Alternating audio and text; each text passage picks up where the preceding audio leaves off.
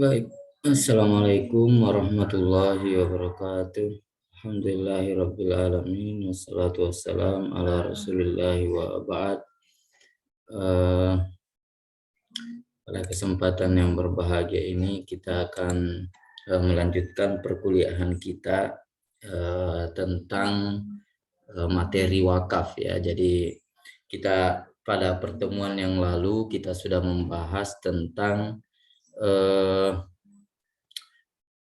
pengertian wakaf ya. Jadi pengertian wakaf kita sudah membahas pada minggu-minggu yang lalu. Nah, pada kesempatan yang berbahagia ini kembali kita akan membahas materi tentang unsur-unsur wakaf dan syaratnya ya. Nah, adapun beberapa syarat unsur-unsur wakaf yang harus terpenuhi dan begitu pula syaratnya ya. Nah, yang pertama unsur-unsur wakaf itu yang pertama adalah wakif. Nah, apa yang dimaksud dengan wakif? Nah, wakif ini adalah orang yang mewakafkan, menyerahkan hartanya untuk dipergunakan. Nah, itulah yang disebut dengan wakif.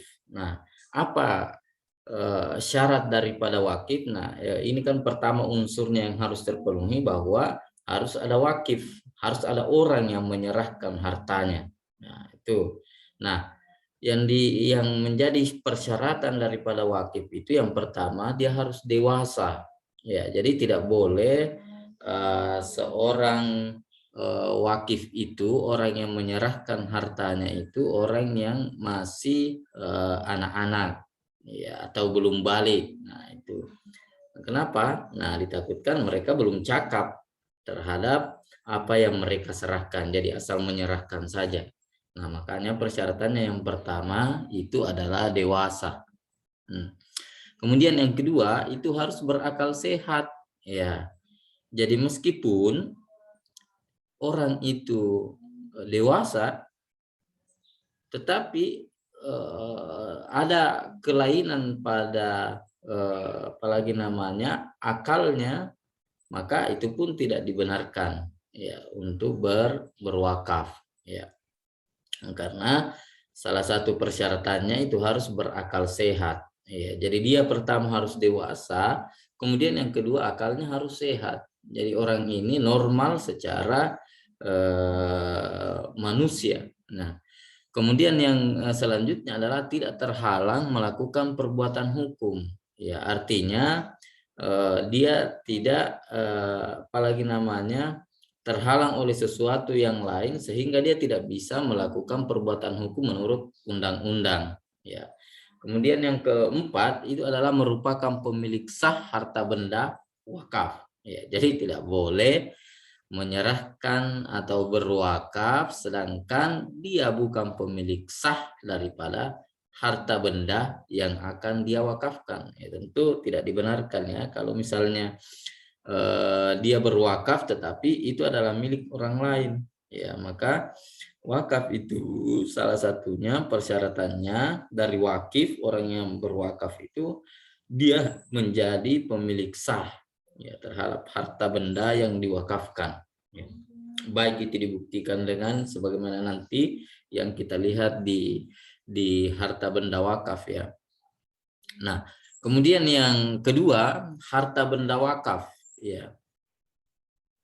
Nah, harta benda yang diwakafkan itu bisa dalam bentuk benda yang bergerak, bisa juga dalam bentuk benda yang tidak bergerak. Nah, ini apa saja misalnya tanah bersertifikat hak milik. Nah, itu pertama ya. Jadi tentu dengan menyerahkan bukti kepemilikan. Ya, kalau yang di sini itu sertifikat hak milik atau SHM. Ya, itu yang pertama. Jadi dia menyerahkan tanah misalnya, maka dibuktikan dengan sertifikat hak milik. Nah, yang pertama dia boleh berwakaf dengan harta yang tidak bergerak dengan misalnya tanah, maka tanah itu dia serahkan dengan sertifikatnya, hak miliknya. Kemudian yang kedua, ya tanah bersertifikat hak guna bangunan atau biasa yang disebut dengan HGB. Jadi ternyata bukan hanya hak milik. Boleh juga dia berwakaf. Nah, kalau misalnya dia mempunyai HGB atau hak guna bangunan, ya, atau hak guna usaha, misalnya dia punya tempat, ya, tetapi dia bukan apalagi namanya, bukan dia hak milik, tetapi dia hanya hak guna usaha, maka boleh juga. Atau hak pakai di atas tanah negara, ya. Jadi misalnya dia mempunyai lahan tapi di atas lahan negara, tapi dia mempunyai misalnya HGB juga, ya, guna bangunan. Nah, boleh. Kemudian yang ketiga, tanah bersertifikat hak guna bangunan atau hak pakai di atas hak pengelolaan atau hak milik orang lain. Jadi ada dua. Jadi dia punya HGB, hak guna bangunan atau hak milik usaha, tetapi di atas tanah orang lain, bukan di atas tanah negara. Nah, itu juga boleh jadi harta benda yang diwakafkan itu. Kemudian selanjutnya, tanah bersertifikat hak guna bangunan atau hak pakai di atas hak pengelolaan atau hak milik orang lain, itu yang tadi, ya. Kemudian yang keempat adalah tanah negara, di atasnya berdiri bangunan masjid, musola, ya, atau makam dengan ketentuan apabila diwakafkan. Jadi tanah negara, kemudian di atasnya ada bangunan masjid misalnya, ada musola, atau ada kuburan atau makam, ya, itu ya. Jadi kemudian yang kelima adalah hak milik atas satuan rumah susun. Nah, itu boleh juga. Ya, jadi ini semua barang benda yang tidak bergerak. Nah, kemudian hak milik atas kapal dengan bobot 20 ton. Nah, ini benda bergerak ini. Ya, benda bergerak, ya. Nah, bagaimana kapal, pesawat terbang, kendaraan bermotor, ya, benda-benda yang bergerak, ya. Nah, kendaraan bermotor, mesin atau peralatan industri yang tidak tertancap pada bangunan, logam dan batu mulia, atau benda lainnya yang tergolong sebagai benda bergerak karena sifatnya dan memiliki manfaat jangka panjang. Iya, jadi itu, ya. Jadi ada yang bergerak, ada yang tidak bergerak. Nah, itu semua benda yang diwakafkan, yang boleh diwakafkan. Nah, kemudian benda bergerak selain uang itu juga seperti misalnya surat berharga yang berupa saham. Ya, jadi boleh juga itu diwakafkan. Misalnya kalau kita punya saham, ya, surat berharga seperti saham, ya, kita wakafkan misalnya, jadi ini dipergunakan, jadi setiap keuntungannya misalnya silahkan dimanfaatkan. Nah, tetapi tentu saja namanya wakaf, ainnya atau bendanya atau manfaatnya itu tidak boleh habis. Nah, oleh karena itu biasanya yang dipergunakan adalah keuntungannya, misalnya kalau seperti saham, nah inilah yang dikelola dengan baik, ya. Nah, tetapi modal atau awalnya atau ainnya itu tidak boleh habis. Nah, itu.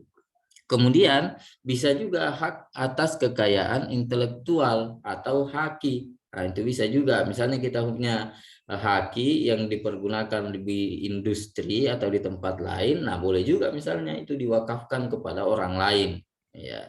Atau misalnya buku.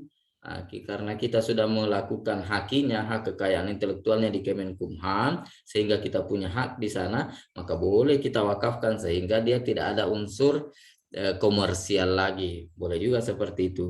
Nah, kemudian selanjutnya hak atas benda bergerak lainnya yang berupa hak sewa atau hak perikatan. Ya, jadi kita punya benda bergerak misalnya, tetapi ada hak sewanya di sana, jadi boleh kita wakafkan. Jadi kemudian ini disewakan, keuntungannya itulah yang dibagi, tetapi ainnya atau bendanya itu tidak bisa tidak dihabiskan, ya. Kemudian perikatan juga seperti itu.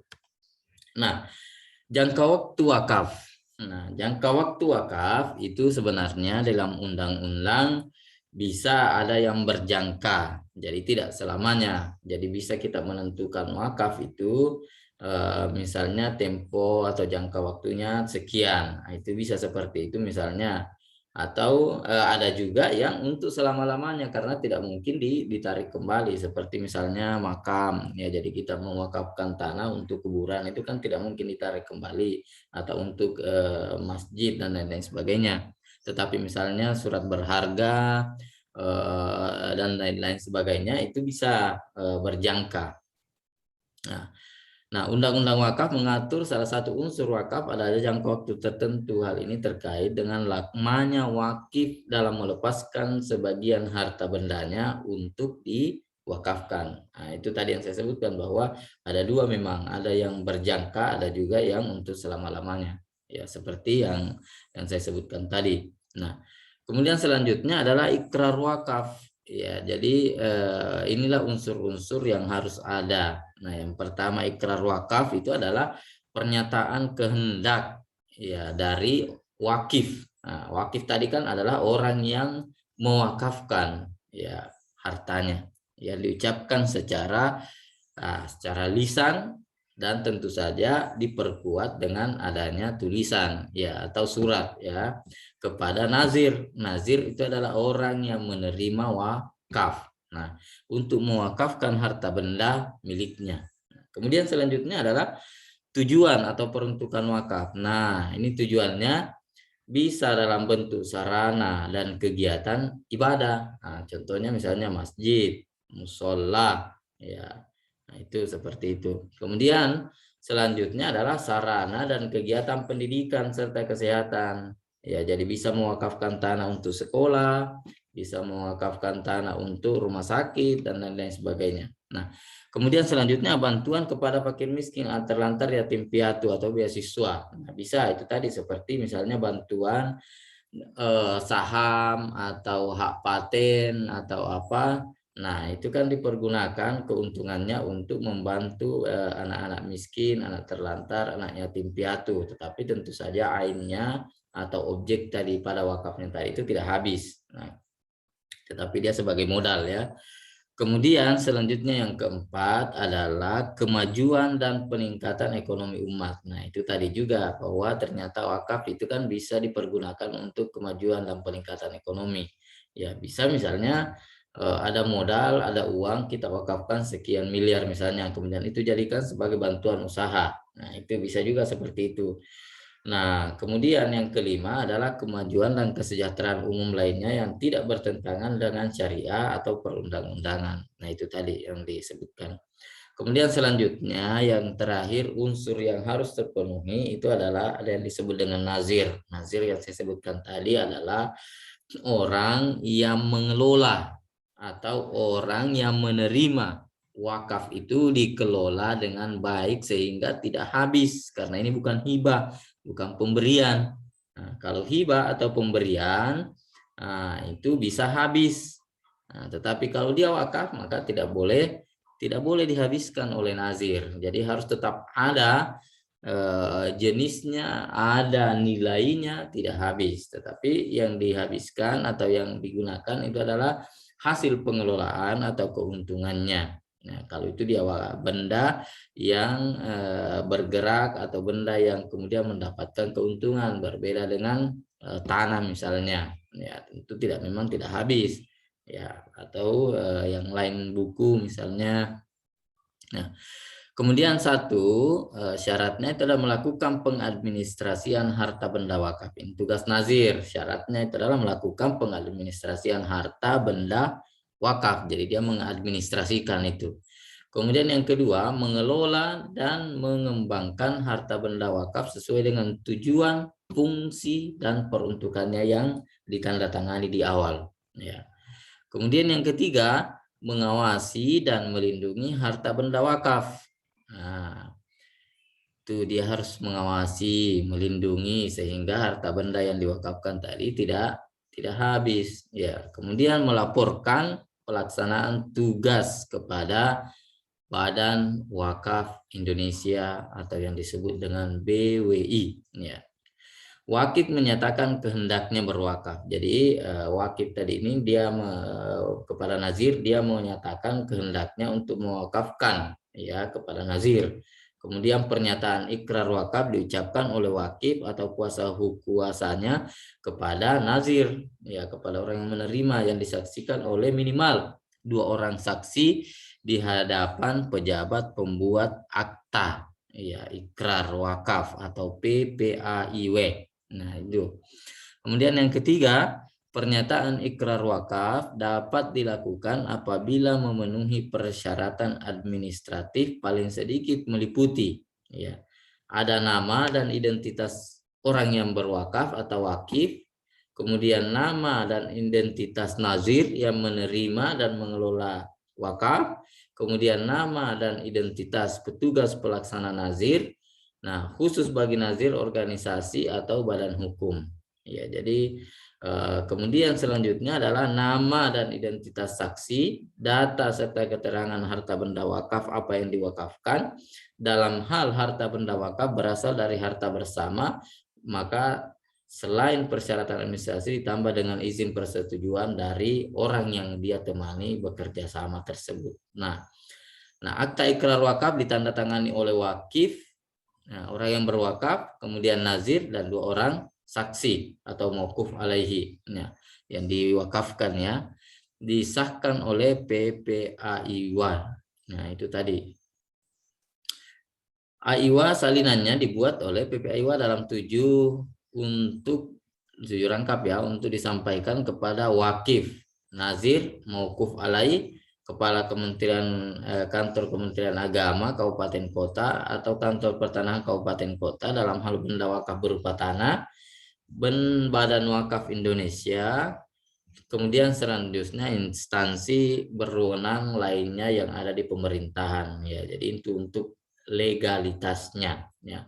Penyampaian salinan AIW akta ikrar wakaf dilakukan dalam waktu paling lambat 21 hari. Nah, saya kira ini yang menjadi pembahasan kita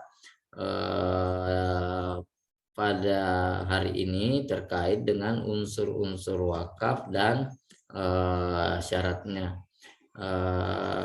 Insya Allah sampai jumpa pada pertemuan selanjutnya.